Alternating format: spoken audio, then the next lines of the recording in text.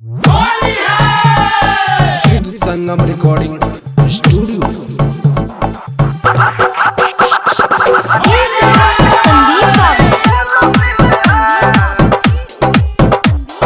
अभी आप सुन रहे हैं सिंगर चिंचू चमकीला को।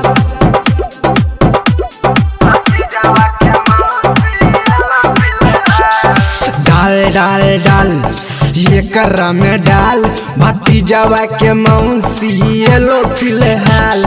डाल डाल डाल ये कर्रा में डाल भतीजावा के मौसी ये लो फिलहाल।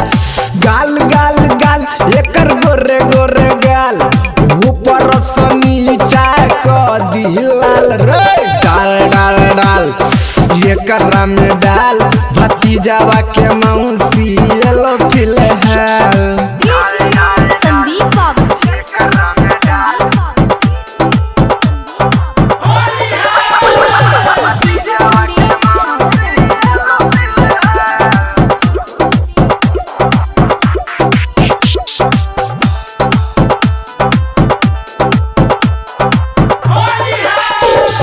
हलर हलर डाल रे रंग एक टकिया फूलल फूलल जो बन भगेले पकिया। होली छिए बुरा नहीं मानते आई रे धीरे धीरे पिचकारी दी न जाई रे। जे तो तब फिर यार कबो नहीं तो रे जे तो तब फिर यार कबो नहीं तो दुनु पुआ खा लेते होइबे निहाल रे।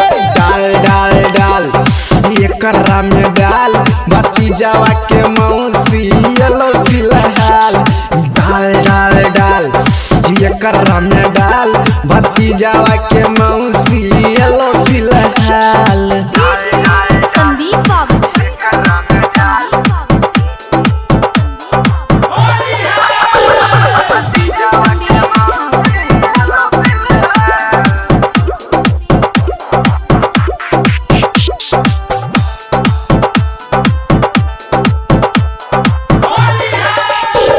राइटर विक्रम खुली जे तो तकदीर डोरी पदी रग रबीर। फागुन में घूमै छै उजर फराक में गेहूं में ले चल चल भुसकार में। चमकीला चुन चुन छै रे दीवाना रे। चमकीला चुन चुन छै रे दीवाना ठोकर रे ओकरा जो बन पड़ताल रे। डाल डाल डाल ये कर्रा में डाल भतीजावा के मौसी ये लो फिलहाल रे। डाल डाल डाल ये कर्रा में डाल भतीजावा के मौसी